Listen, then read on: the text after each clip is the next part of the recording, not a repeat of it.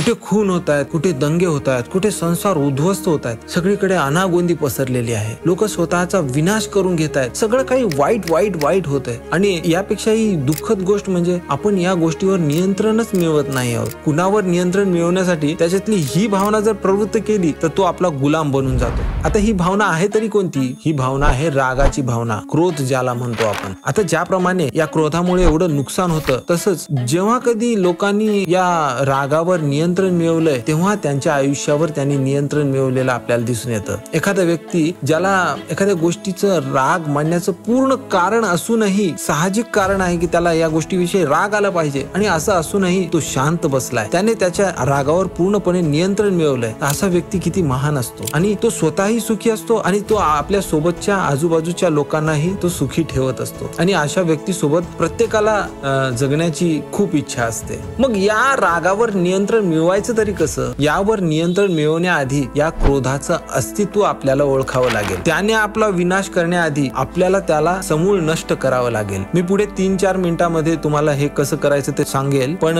त्याआधी सेनेका याविषयी काय म्हणतात ते आधी सांगतो.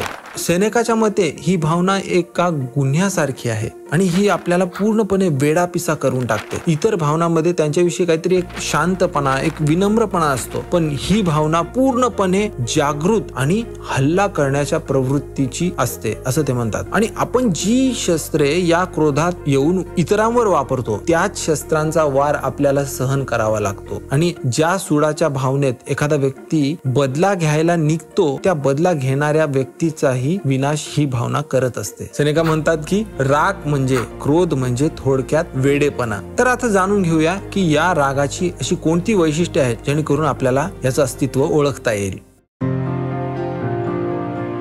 कित्येक लोक रागामुळे स्वतःचं नियंत्रण गमावून बसतात आणि नाही त्या गोष्टी करू लागतात. आता आपल्या आयुष्याच्या ड्रायव्हिंग सीटवर आपल्या तर्कबुद्धीला उठवून हा राग त्या ठिकाणी बसतो, हा क्रोध त्या ठिकाणी जाऊन बसतो आणि आपल्या आयुष्याचं पूर्ण कंट्रोल त्याच्या हातात घेतो आणि आपलं आयुष्य पूर्णपणे उद्ध्वस्त करायला निघतो. आयुष्यातल्या आपल्या नियंत्रणातल्या ज्या गोष्टी आहेत त्या गोष्टीवर, आपल्या भावनांवर आपलं नियंत्रण असणं खूप गरजेचं आहे आणि क्रोधामुळे ते करणंच अवघड होऊन जात असतं.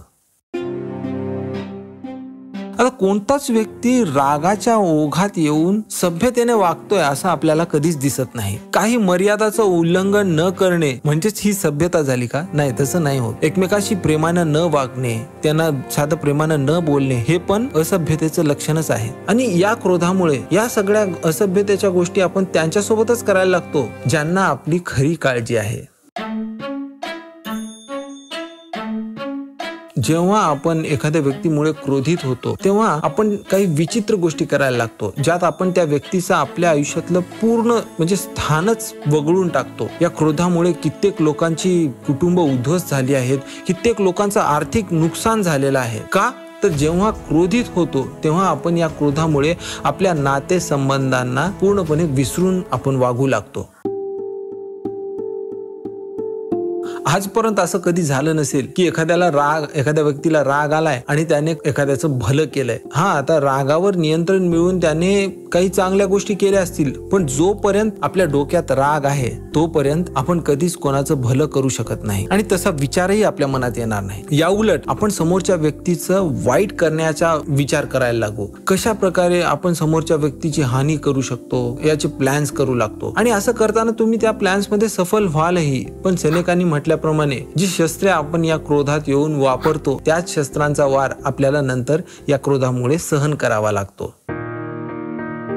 रागात आलेला व्यक्ती कधीच लॉजिकली वागत नाही. लहान मुलासारखा हट्टी किंवा त्यापेक्षाही वाईट वागायला लागतो. रागाच्या सावटामुळे आपली बुद्धी तर्कशुद्ध काम करणे अगदी पूर्णपणे बंद करून टाकते आणि जिथे तर्क नाही तिथे आपल्या आयुष्याचं नुकसानच होईल ना. त्यामुळे यापुढे जेव्हा कधी आयुष्यात रागाने तुमच्या मनाला जखडून घेतलेलं असेल तेव्हा तुम्ही या गोष्टींवर विचार करून तुमच्या रागावर, तुमच्या क्रोधावर नियंत्रण मिळवू शकता. या क्रोधाने आजपर्यंत पूर्ण जगाचं, या समाजाचं खूप मोठं नुकसान केलेलं आहे. मी माझ्या क्रोधावर नियंत्रण मिळवल्याने माझं आयुष्य सुखकर करेन आणि माझ्यासोबत माझ्या जवळच्यांचं, आणि असं करत करत मी माझ्या पूर्ण समाजात बदलाव घडवून आणू शकेल. पण याची सुरुवात ही मला माझ्यापासूनच करायला पाहिजे.